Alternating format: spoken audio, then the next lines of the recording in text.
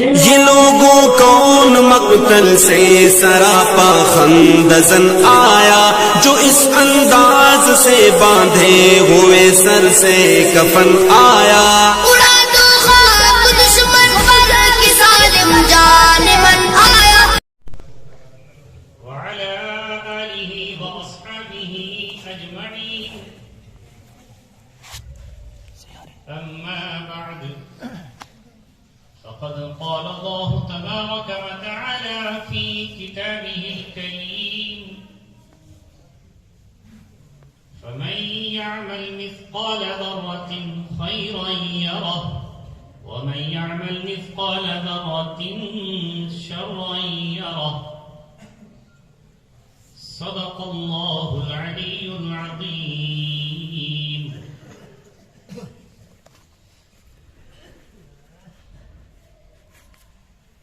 رلاؤں تو بغاوت ہے، ہنساؤں تو بغاوت ہے۔ رلاؤں تو بغاوت ہے، ہنساؤں تو بغاوت ہے، سمجھ میں کچھ نہیں آتا کہ چھیڑوں داستاں کیسے۔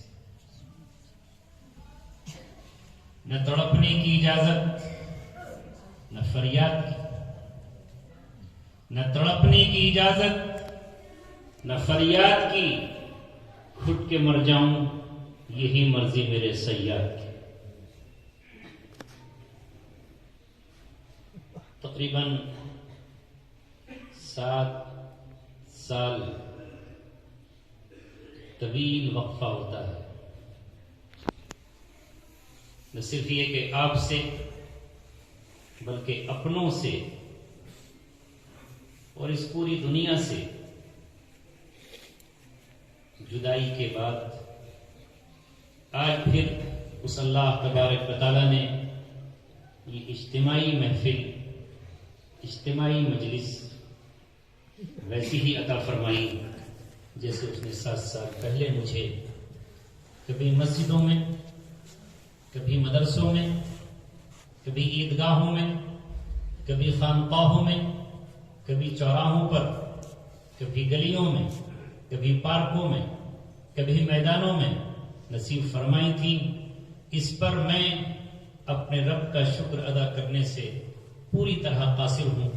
نہ میرے پاس وہ الفاظ ہیں کہ میں اپنے مالک کا شکر ادا کر سکوں، نہ میرے پاس وہ زبان ہے کہ میں اپنے رب کی حمد و ثنا کر کے حق ادا کر سکوں۔ اس موقع پر میں وہی الفاظ دہراتا ہوں جو میرے اور آپ کے محبوب، اس کائنات کے محبوب نبی پاک صلی اللہ علیہ وسلم نے اللہ کی حمد و ثنا کرتے ہوئے کہے: اللہم لا احصی ثناء علیک، اللہم انت کما اثنیت علی نفسک۔ اے اللہ، ہم آپ کی تعریف کر ہی نہیں سکتے، آپ تو ویسے ہی ہیں جیسا کہ آپ نے خود اپنی تعریف کی۔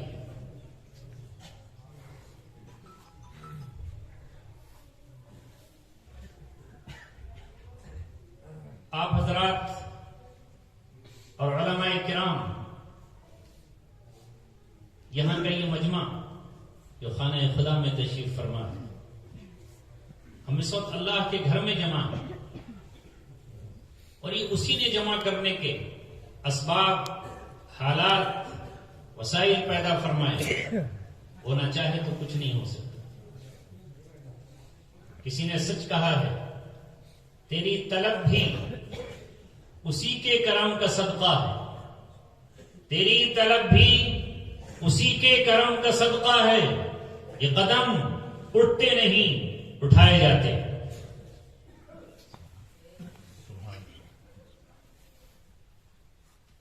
اور یہ پہلا گاؤں ہے میری آمد کے بعد کہ جہاں اس کثیر تعداد میں یہاں جمع ہوا، مجھے یہ مجمع ملا۔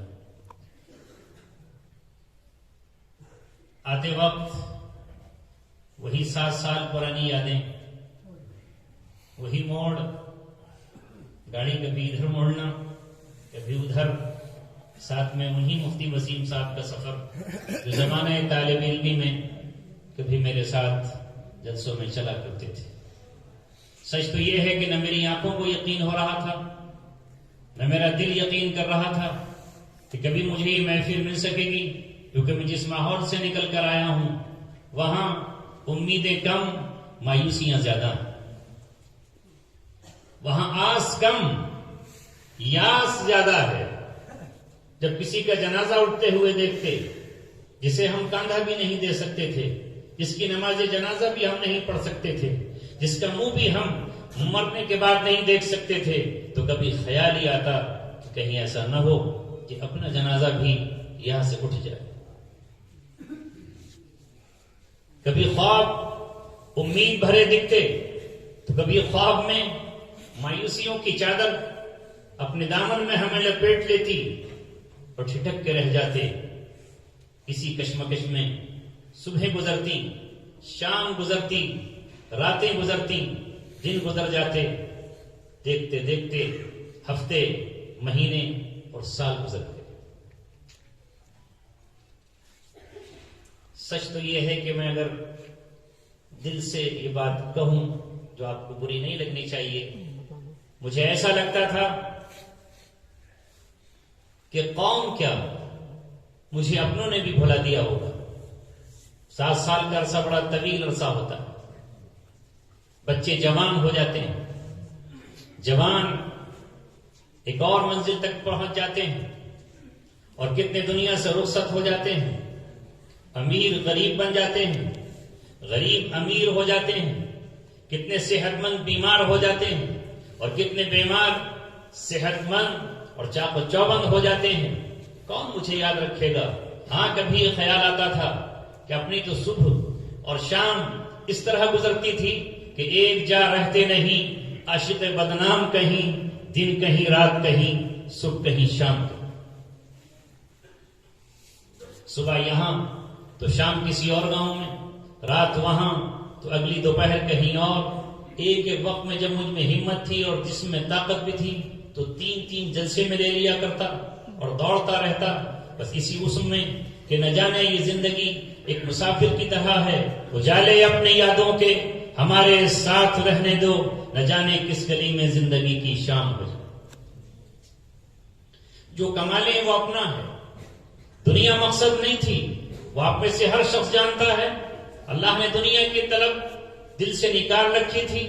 ایک فارم پر میں تاریخ دے دیتا، یہ جانتے بنا کہ یہ گاؤں کون سا ہے، مدرسہ کتنا بڑا ہے، وہاں کے رہنے والے لوگ کون ہیں، کیوں بلاؤں انہیں اپنے گھر تک، دھکے کھاتے ہوئے آئیں گے، کیوں اپنی اہمیت کو جتاؤں کہ یہاں آئیے پھر آپ کو تاریخ دی جائے گی، کیوں ان سے کہوں کہ مجھے ڈائری رکھی ہوئی ہے، اس ڈائری کو دیکھنا پڑے گا، تاریخ خالی ہے، بس پہنچ جاتے اور چلے جاتے اور اپنی خوش نصیبی سمجھتے کہ ان حضرات کا ہم پر احسان ہے کہ یہ ہمیں بلا رہے ہیں، ہمارے آنے کے خرچ اٹھا رہے ہیں اور اس خرچ پر ہمیں یہ بلاتے ہیں، ہمیں بولنے کا موقع مل جاتا ہے۔ اپنا ادارہ کبھی بنانے کی حسرتیں رہی، مگر سوچا کہ اپنا ہی کیا ہے، سب کچھ تو اپنا ہی ہے۔ جہاں قرآن پڑھا جائے وہ ادارہ ہمارا ہے، جس مسجد میں ایک اینٹ لگ جائے ہم اس کے حصے دار بن جائیں، اس میں شرکت ہماری ہے، کیونکہ اللہ تبارک و تعالی دلوں کے حال سے واقف ہے۔ اللہ تبارک و تعالی کے یہاں فیصلے نیتوں کی بنیاد پر ہوتے ہیں۔ امام بخاری نے جب اپنی بخاری شریف، صحیح بخاری شریف کو لکھنا شروع کیا تو ان کو لاکھوں حدیثیں یاد تھیں، ان لاکھوں حدیثوں میں انہوں نے منتخب حدیث کو منتخب کیا، ان میں سے سب سے پہلے جس حدیث کا انتخاب کیا اس کے الفاظ ہیں انما الاعمال بالنیات۔ عمل کا دار و مدار نیت پر ہے۔ اللہ کے یہاں انسانوں کی نیت دیکھی جاتی ہے، وہ عمل کیسا ہے دنیا میں کوئی فیصلہ نہیں کر سکتا، اس کے بارے میں کوئی پیمانہ، کوئی ترازو، کوئی دھرم کانٹا نہیں بتا سکتا کہ یہ عمل اللہ کے یہاں مقبول بھی ہے یا نہیں ہے، اس لیے کہ دلوں کے حال سے صرف ذات وحدہ لا شریک کے علاوہ کوئی واقف نہیں۔ انہ علیم بذات الصدور، یہ شان اسی کی ہے۔ وہ عمل کس نیت سے کیا گیا، کس جذبے سے کیا گیا، کس خلوص اور اخلاص سے کیا گیا یہ وہی ذات جانتی ہے۔ انما الاعمال بالنیات، عمل کا دار و مدار نیت پر ہوگا۔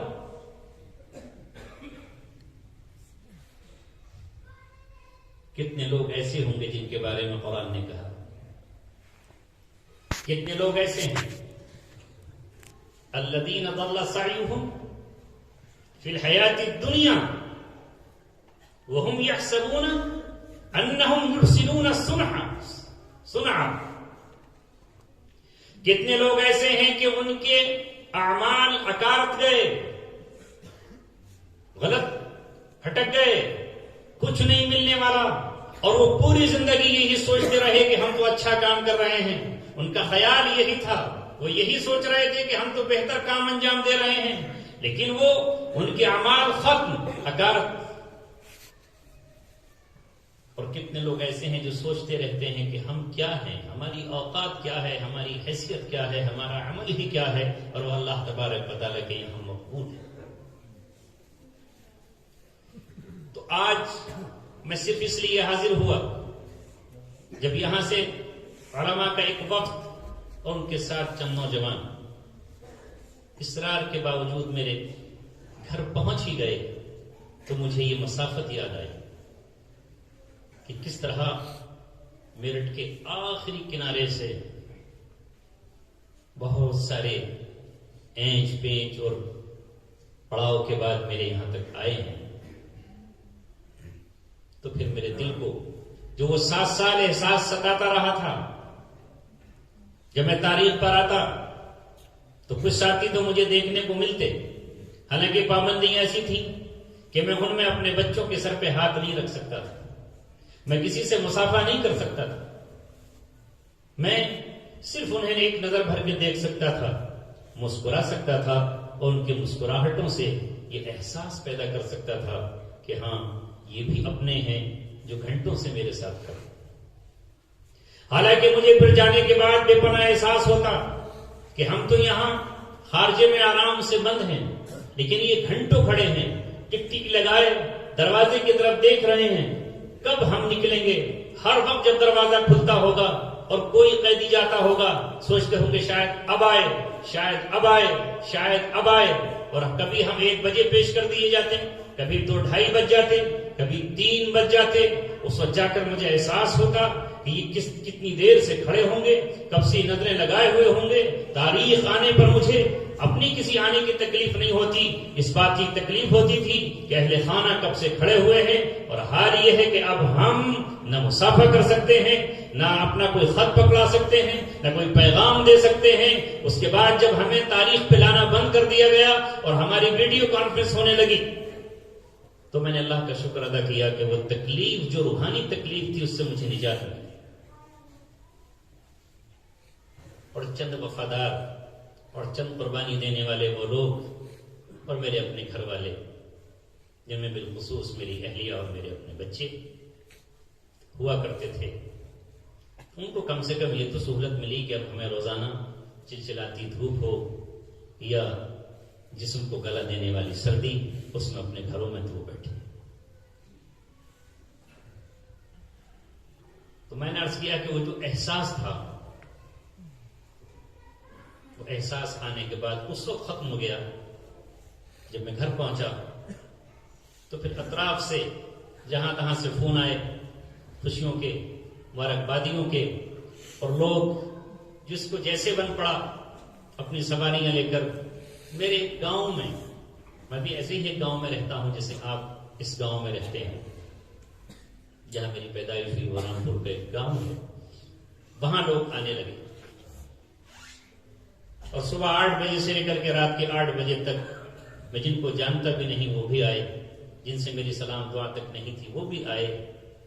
تب پھر یہ احساس ہوا کہ اللہ تبارک و تعالیٰ نے محبتوں کے چراغ دلوں میں روشن کیے۔ یہ الگ بات ہے کہ بتاتے کسے اپنی مجبوریاں، رہ گئے جانب آسماں دیکھ کر۔ ممکن ہے کسی کے پاس رابطے کا نمبر نہ ہو، اور کسی نے یہ بھی سوچا ہو کہ اب گھر میں ہوگا کون، اہلیہ ہوگی اس کے سے کیسے رابطہ کر پائیں. خیر یہ کچھ نہیں.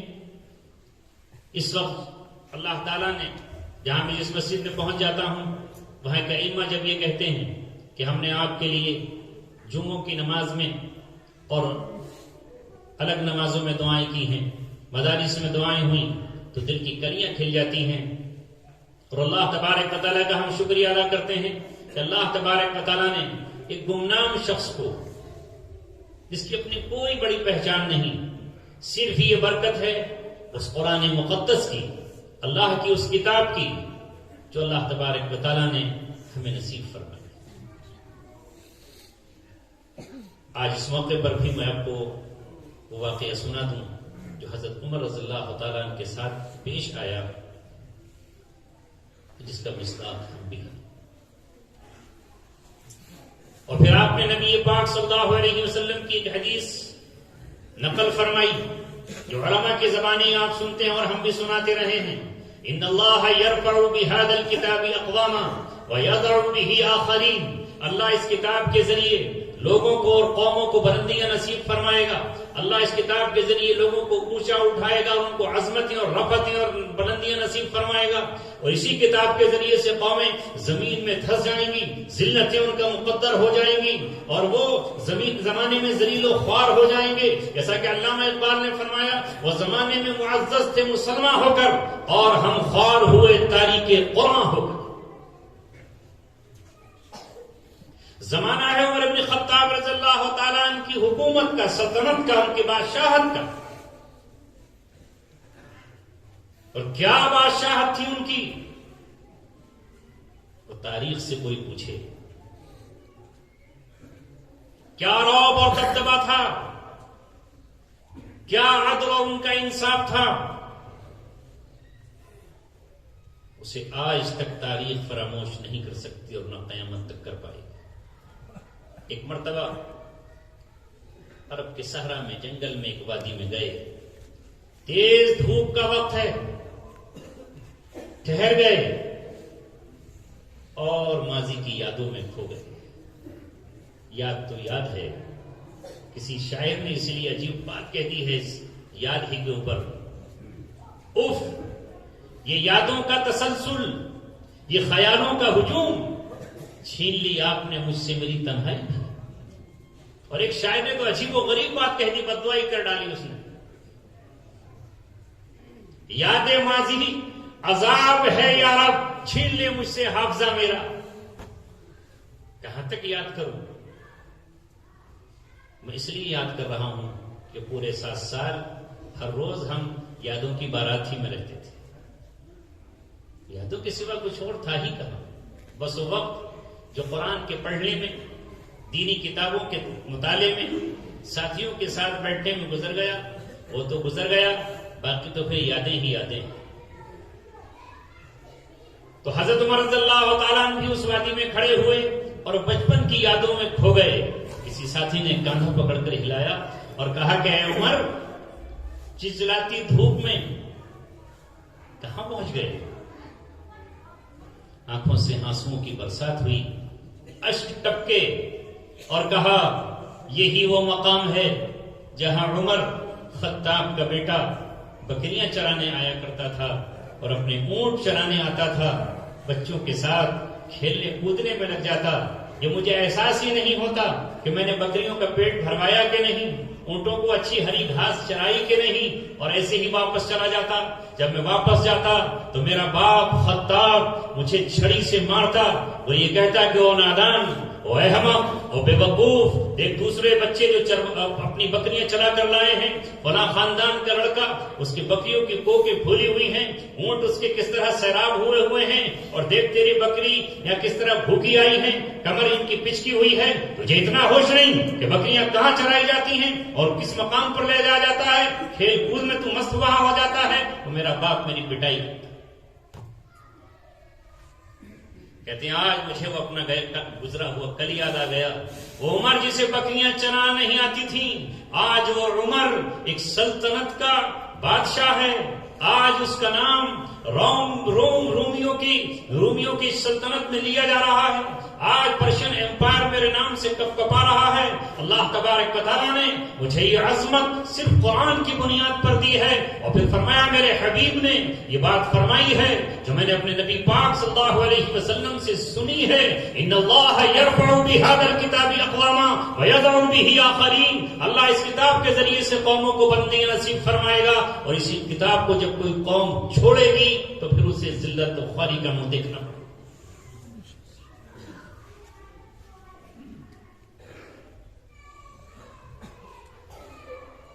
بالکل سچی بات ہے جو دو عالم کے سردار نے کہی, جو محمد مصطفیٰ نے کہی. کتنے ہی جھوپڑیوں میں رہنے والے اللہ نے اس کتاب کے ذریعے ان کو عظمتیں عطا فرمائیں. اب ہم جیسے لوگ کیا پہچان ہے؟ پہچان ہوتی ہے مالداروں کی, پہچان ہوتی ہے زمینداروں کی, پہچان ہوتی ہے نوابوں کی, پہچان ہوتی ہے اونچے اونچے خاندانوں کی. لیکن نبی اکرم صلی اللہ علیہ وسلم نے آ کر اس امت کو یہی پیغام دیا. میں چند گھڑیوں میں تقریر کے لیے حاضر نہیں ہوا, آپ کا اظہار تشکر کرنے کے لیے حاضر ہوا ہوں. ان آنکھوں کا شکریہ ادا کرنے آیا ہوں جو میری محبت میں روئی ہیں. میں ان دلوں کا شکریہ ادا کرنے آیا ہوں جو میرے لیے مچلے ہیں, تڑپے ہیں, بلبلائیں ہیں, جن سے آہیں نکلی ہیں, ہچکیاں نکلی ہیں, سسکیاں نکلی ہیں. میں ان زبانوں کا شکریہ ادا کرنے آیا ہوں جنہوں نے رات کے اندھیروں میں میری رہائی کے لیے دعائیں مانگی ہیں. یقیناً میں کسی لائق اور کسی قابل نہیں ہوں. مجھ سے گنہگار ہوئے زمین پر شاید کوئی نہ ہو, مگر وہ آپ کی آہیں, وہ میری بہنوں اور میری بیٹیوں اور میرے بھائیوں اور علماء اور حفاظ اور قرآن پڑھنے والوں کی وہ دعائیں تھیں جو رب عظیم تک پہنچی, جس نے عرش اعظم کو ہلا ڈالا. اور اللہ تبارک و تعالیٰ نے اور لوگوں کی طرح ہمارے لیے بھی جیل کی ڈوڑی کے دروازے کھولے. اور وہ لمحہ آیا جب ہماری رہائی کا پرچہ آیا اور شور مچا کہ آپ کا بھی مفتی صاحب پرچہ. ورنہ میں اللہ تبارک و تعالیٰ سے دعا کرتے ہوئے کہتا کہ اللہ, کبھی تہجد میں, کبھی کسی اور موقع پر, کہ اللہ یہ دروازے آپ قاتلوں کے لیے بھی کھولتے ہیں, جو قتل کر کے آتے ہیں ان کو بھی رہائی مل جاتی ہے, ڈاکوؤں کو رہائی مل جاتی ہے, چوروں کو رہائی مل جاتی ہے, ظلم کرنے والوں کو بھی آپ رہائی, کبھی پیرول, کبھی ضمانت, کبھی کسی شکل میں دیتے ہیں. وہ دن کون سا ہوگا, وہ لمحے کون سے ہوں گے, وہ گھڑیاں کون سی ہوں گی, وہ ساعتیں کون سی ہوں گی جب یہ دروازہ ہمارے لیے کھلا. پھر چونکہ اللہ تعالیٰ نے سورہ یوسف پڑھنے کا موقع پہلے بھی دیا اور وہاں بھی اللہ تو دروازے تو نے یوسف علیہ السلام کے لیے کھولے, ہمارے لیے کب یہ دروازے وہاں ہوں گے. لیکن اللہ تبارک و تعالیٰ کے یہاں سے جس طرح انسان کی زندگی مقرر ہے اسی طرح اس کا رزق بھی مقدر ہے. جس طرح انسان کی سانسیں مقرر ہیں اسی طرح اس کی تقدیر کے پیمانے بھی اللہ نے اس دنیا میں آنے سے پہلے لکھ دی. اس کے یہاں امتحانات الگ الگ انداز سے لیے جاتے ہیں. شاید آپ کو یاد ہو,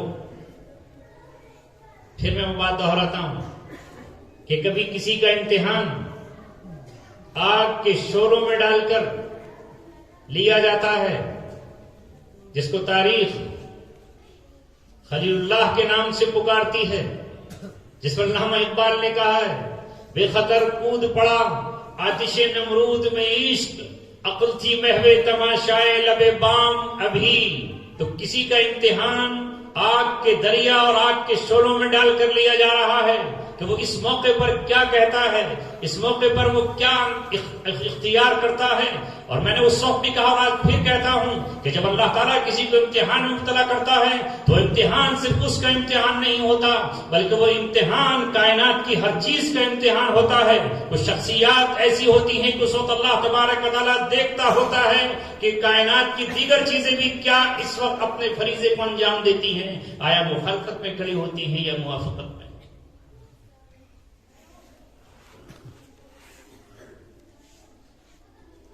ابراہیم آگ پہ جا رہے ہیں اور امتحان فرشتوں کا بھی ہو رہا ہے, اور امتحان غیر عقل مخلوق کا بھی ہو رہا ہے. اچھی طرح آپ جانتے ہیں کہ مینڈک کا اپنی حیثیت کے مطابق دریا سے پانی لے کر آیا اور اس آگ کو بجھانے کی کوشش کرنے لگا. اور یہ چھپکلی اور گرگٹ دونوں خالہ بھانجے ہیں. یہ اس آگ کو پھونک مارنے میں لگے ہوئے ہیں. اس آگ کو اور بھڑکاؤ، اسے اور جلاؤ.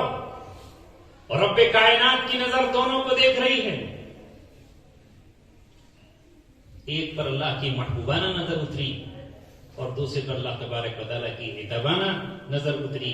اس لیے تو آپ جنگل میں کہیں گرگٹ مل جائے تو دیوانے ہوتے ہیں نا اسے مارنے کے بچے تو، کیونکہ آپ کو پتا ہے کہ سونے کیاں ملیں گی، تو سونے کیاں کیوں چھوڑیں، فری میں ملنے. اور مینڈک کو مارنے سے نبی پاک صلی اللہ علیہ وسلم نے منع فرمایا. بس ان کا بھی امتحان ہوا جب نبی اکرم صلی اللہ علیہ وسلم مجبور ہو کر مکہ کو چھوڑ لیں اور مدینے کی طرف اللہ کے حکم سے جا رہے ہیں.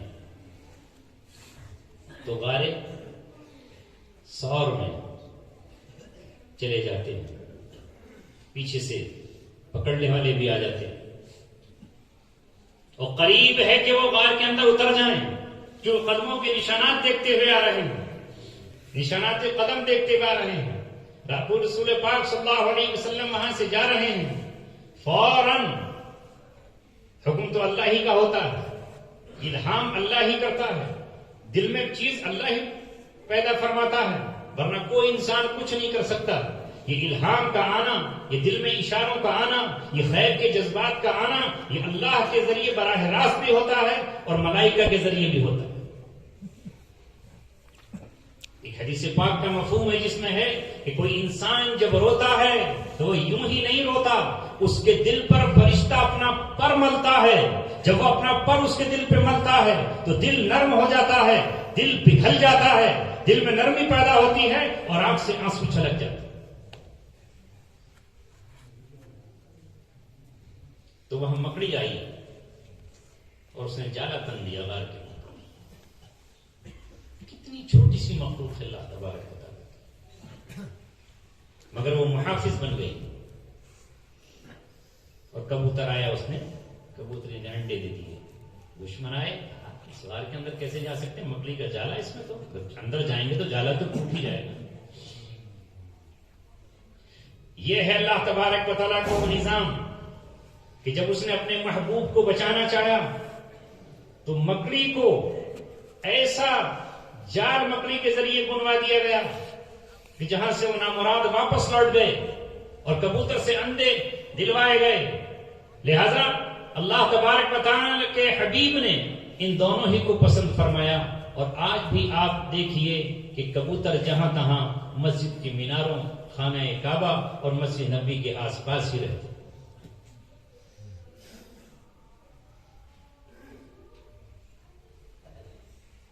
عرض یہ کرنا ہے کہ ہماری یہ زندگی بہت مختصر ہے. محبت بھی اللہ پیدا فرماتا ہے، وہ کسی کے دل میں محبت پیدا فرماتے.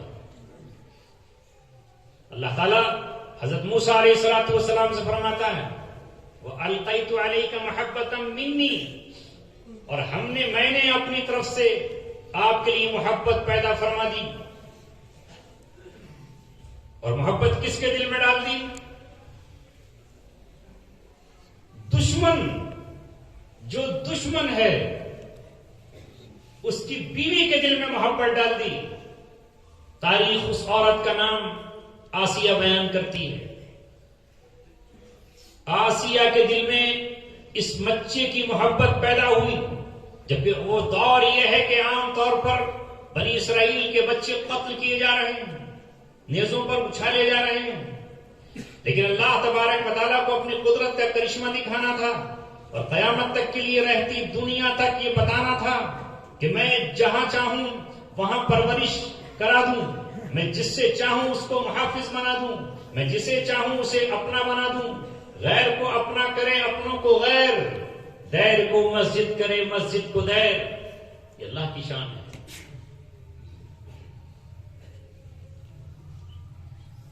زوجہ لوط نبی ہو کافرہ، آسیہ فرعون کی ہو طاہرہ۔ تو فرعون جو دشمن ہے اس قوم کا اور ان کے معصوم بچوں کا، اس کی بیوی کے دل میں محبت کا پیدا کر دینا، یہ کس کا ہے؟ یہ اللہ کہہ رہا ہے ہم نے آپ کی محبت ڈالی ہے تاکہ آپ ہماری نگاہوں کے سامنے پلتے رہیں۔ جب اور وہ آزمائش بھی آتی رہی، وَفَتَنَّاكَ فُتُونًا، اے موسیٰ یاد کرو وقت جب ہم نے آپ کو آزمائشوں میں بھی ڈالا، ہم نے آپ کو کئی بار آزمائشوں میں ڈالا۔ کتنی مرتبہ فرعون نے سمجھا کہ وہی بچہ ہے جو کل میرے لیے خطرہ بن جائے گا، میرے لیے خوفناک بن جائے گا، میرے لیے دردناک بن جائے گا۔ خواب کی تعبیر میں کہیں وہی بچہ تو نہیں ہے، لیکن جب بھی اس نے ان کو قتل کرنے کی کوشش کی، آسیہ کی محبت آڑے آ گئی اور اس نے شوہر کے ہاتھوں کو پکڑ لیا اور کہا کہ نہیں، یہ نادان ہے، بچہ ہے۔ جب ایک مرتبہ داڑھی پہ ہاتھ مارا تو فرعون نے قتل کرنے کا سوچا۔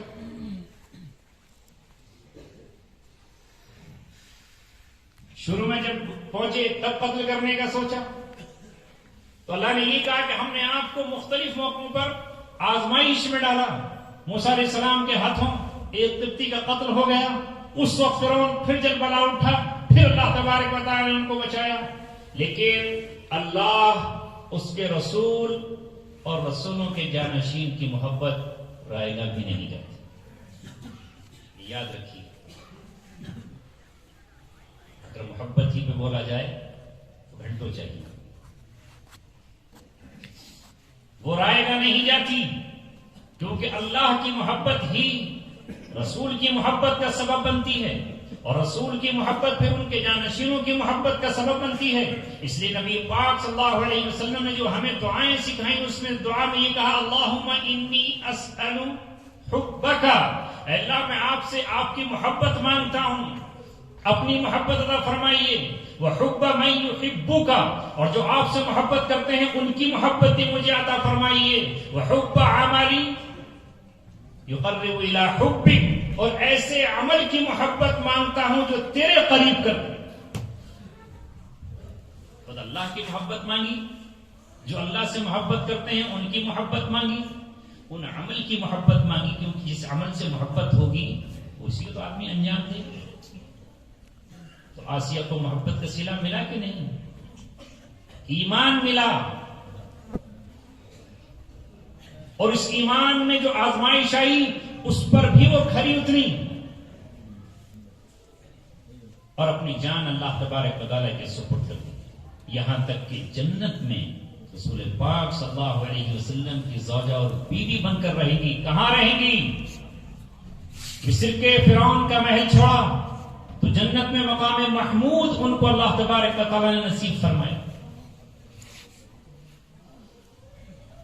تو یہ جو محبت ہے، اس محبت کا بھی اللہ تبارک و تعالیٰ صلہ دونوں جہاں میں عطا فرمائے۔ کل قیامت میں اعلان ہوگا، کہاں ہیں وہ دو لوگ جو آپس میں صرف میرے لیے محبت کرتے تھے؟ اپنی غرض کے لیے تو محبت کیا ہی کرتے ہیں لوگ، اپنی طلب کے لیے، دنیا کے لیے تو محبت کیا ہی کرتے ہیں۔ وہ لوگ کہاں ہیں جو صرف اللہ کے لیے محبت کرتے تھے؟ تو جو دو لوگ اللہ کے لیے محبت کرتے تھے انہیں عرش کا سایہ نصیب ہو۔ یوم لا ظل الا ظل عرشک، جس دن اللہ کے سائے کے سوا کوئی سایہ نہیں۔ تو میرے عزیزو، میں نے آپ کی اس صدا پر جو لبیک کہا، میں تقریر کرنے نہیں آیا، تقریر تو پچھلے دور میں بہت کر چکا، اور اب دوسروں کی تقریریں سن کر کبھی کبھی موبائل کھول کر دیکھ لیتا ہوں تو میرا دل خوش ہو جاتا ہے کہ اب اللہ نے بہت سارے مقرر پیدا کر دیے ہیں، اور ہماری یہی چاہت تھی کہ اللہ تبارک و تعالی ہماری ہی زندگی میں ایسی خطیب پیدا فرما دے جسے دیکھ کے دل یہ خوش ہو کہ ہاں اللہ تبارک و تعالی کا یہ بھی پیغام سنا رہے ہیں۔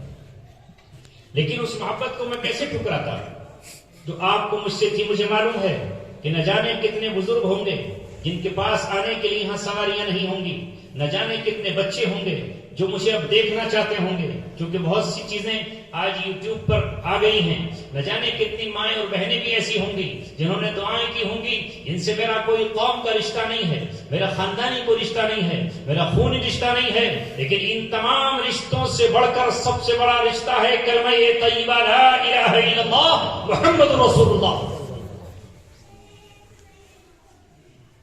اور یہی میرے نبی محمد صلی اللہ علیہ وسلم نے بنایا۔ آپ کے تمام معجزوں میں اور آپ کی سنتوں میں ایک عظیم سنت یہ ہے کہ آپ نے انسانیت کے رشتے میں بھی جوڑا اور آپ نے اسلام کے رشتے سے ہر اس شخص کو باندھ دیا جس نے کہا لا الہ الا اللہ محمد رسول اللہ۔ اور آپ نے فتح مکہ کے بعد حجۃ الوداع کے موقع پر جو اعلان فرمایا وہ یہی اعلان تھا، لا فضل لعربی علی العجمی ولا لعجمی علی العربی ولا للاسود علی الابیض ولا للاسود علی الابیض۔ اللہ تبارک سنو، کوئی گورا کسی کالے پر فضیلت نہیں رکھتا اور کوئی کالا کسی گورے پر فضیلت نہیں رکھتا اور کوئی سفید کسی کالے سے افضل نہیں ہو سکتا۔ اللہ کے یہاں اگر فضل ہے تو صرف تقویٰ کی بنیاد پر ہے، طہارت کی بنیاد پر ہے۔ جو جتنا متقی ہے اتنا ہی اسے معزز ہونا چاہیے، اور جتنا جو اللہ سے ڈرنے والا ہے اتنا ہی اللہ تبارک و تعالیٰ کے نزدیک محبوب ہونا چاہیے۔ خاندان کوئی حیثیت نہیں رکھتے، قوم کوئی حیثیت نہیں رکھتی، نسب کوئی حیثیت نہیں رکھتا، زبان کوئی حیثیت نہیں رکھتی، رنگ اور نسل کوئی حیثیت نہیں رکھتی۔ اگر آج بھی مسلمان ہونے کے بعد کوئی ان چیزوں کو مانتا ہے تو اچھی طرح یاد رکھے ابھی بھی اسلام اس کے قلب میں نہیں آیا، اس کے دل میں نہیں آیا، اس کے جگر میں نہیں اترا، اور وہ جاہلیت کی زندگی گزارا۔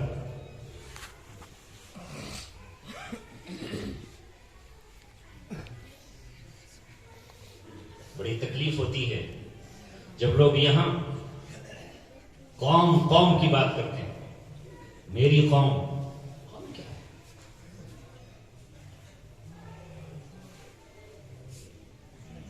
علامہ اقبال کب کہہ کر یہ گئے تھے، یوں تو مرزا بھی ہو، سید بھی ہو، افغان بھی ہو، یوں تو مرزا بھی ہو، سید بھی ہو، افغان بھی ہو، تم سبھی کچھ ہو بتاؤ کہ مسلمان بھی ہو۔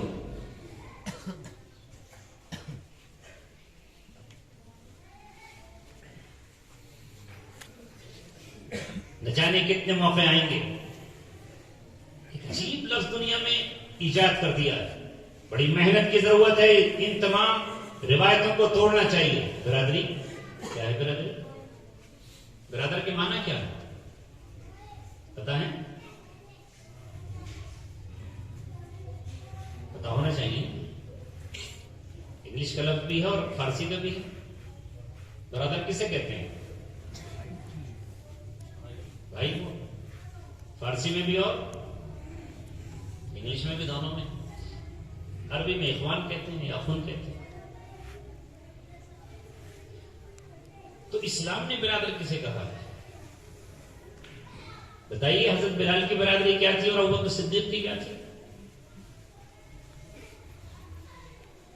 کل مومن اخوہ، جب تمام کے تمام مومن بھائی ہیں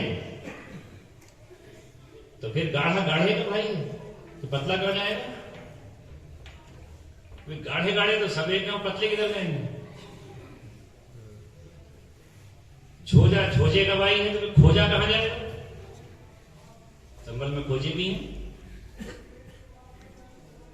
بس جھوجے جھوجے تو بھائی ہیں اور باقی کھوجے۔ جس نے کلمہ طیبہ پڑھ لیا، لا الہ الا اللہ کہا، وہ بھائی ہے۔ یہی تو نبی اکرم صلی اللہ علیہ وسلم نے ہمیں پیغام دیا۔ جلسہ سیرت النبی آپ نے رکھا تو سیرت کا پیغام کیا ہو؟ یہاں جو آپ نے برادر کہنا شروع کیا اور ہم نے جو برادر کہنا شروع کیا وہ پیشے سے ہے، تو پھر تو کسانوں کو کسانوں کا بھائی ہونا چاہیے۔ کیوں؟ اگر کوئی آدمی گوشت کا کاروبار کرتا ہے تو وہ تو آپس میں بھائی ہو گئے، کوئی تیل کا کاروبار کرتا تھا تو آپس میں بھائی ہو گئے، تو پھر کسان کسان کا بھائی ہونا چاہیے، مزدور تو اس کا بھائی ہے نہیں، اور پھر سرکاری نوکری کرنے والا تو بالکل نہیں ہونا چاہیے۔ یہ پیشوں سے لوگوں نے اس کو برادری کہنا شروع کر دیا. برادری کہاں ہے؟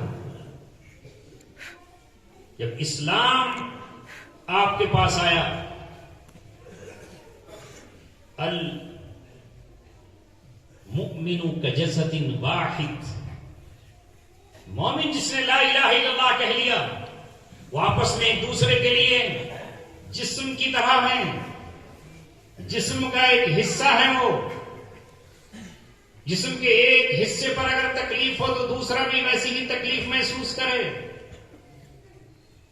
اور اگر ایسا نہیں ہے تو ابھی ایمان نامکمل ہے. جس طرح جسم کے اس حصے میں جان نہیں ہے، اگر وہاں تکلیف محسوس نہیں ہوتی، کانٹا پیر میں چبھتا ہے، آنسو آنکھ سے چھلکتا ہے، اور آہ دل سے نکلتی ہے، اور کراہ زبان سے جاری ہو جاتی ہے، تو کانٹا پیر میں چبھا ہے، زبان اف کیوں کہہ رہی ہے؟ یہ ہاتھ کون کانٹے پیر کی چلانے کے لیے کیوں پہنچا ہے؟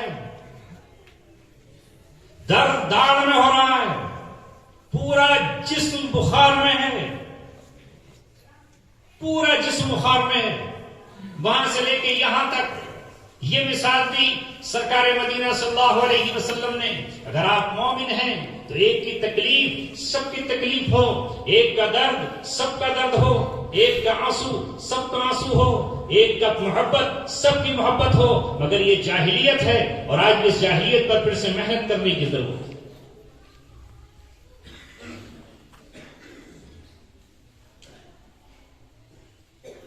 ایک ہی صف میں کھڑے ہو گئے محمود و ایاز، نہ کوئی بندہ رہا نہ کوئی بندہ نواز. یہ جو نماز کا سلسلہ، کیا یہاں بورڈ لگا سکتے ہیں کہ اس مسجد میں فلاں اور فلاں قوم کے لوگوں کو آنے کی اجازت نہیں ہے؟ کر سکتے ہیں سر؟ کیوں؟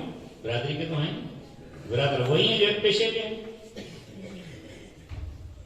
حکم یہ ہے کہ مسجد میں جو سب سے پہلے آیا ہے اگلی صف میں وہی کھڑا ہوگا،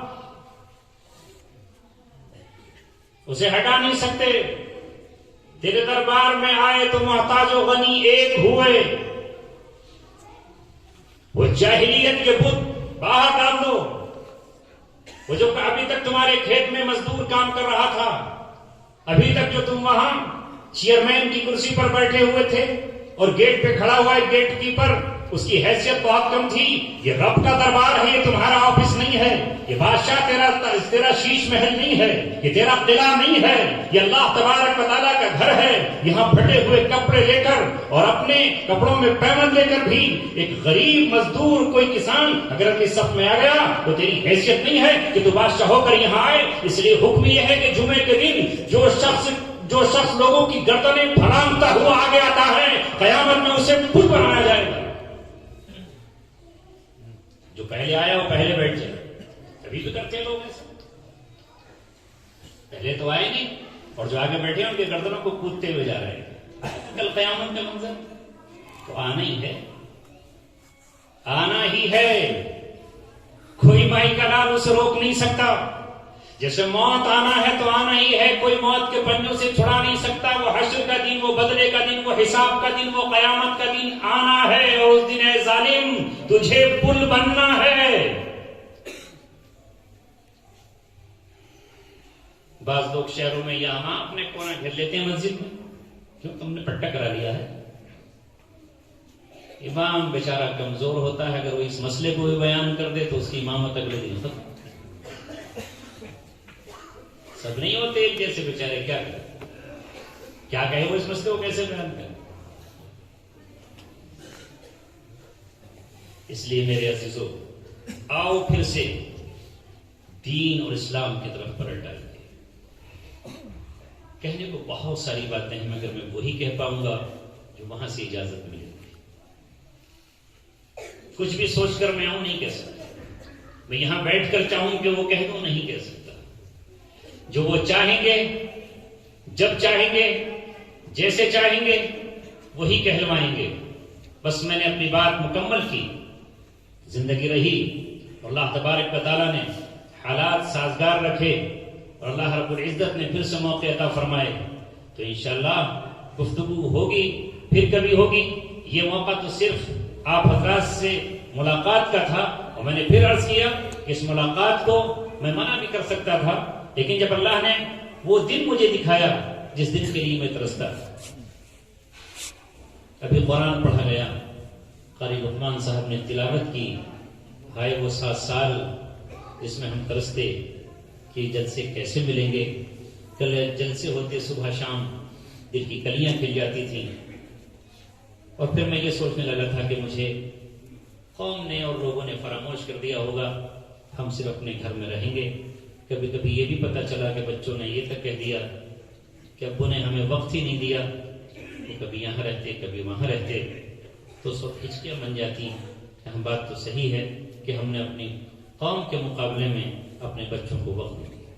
میں نے ایک بار اپنے چھوٹے بچے سے پوچھا جب وہ ملاقات پر آیا کیا احساس ہوتا ہے تمہیں، ذرا یہ بتاؤ. تو اس نے کہا کہ جب عید کے دن دوسرے بچے اپنے ماں باپ کے ساتھ عیدگاہ سے واپس لوٹتے ہیں، ان کے ہاتھوں میں کھلونے ہوتے ہیں اور ان کے پاس کوئی چیز ہوتی ہے، تو ہمیں یہ احساس ہوتا ہے کہ ہمارے ابو اگر ہوتے تو ہم بھی اس طرح ان کے ساتھ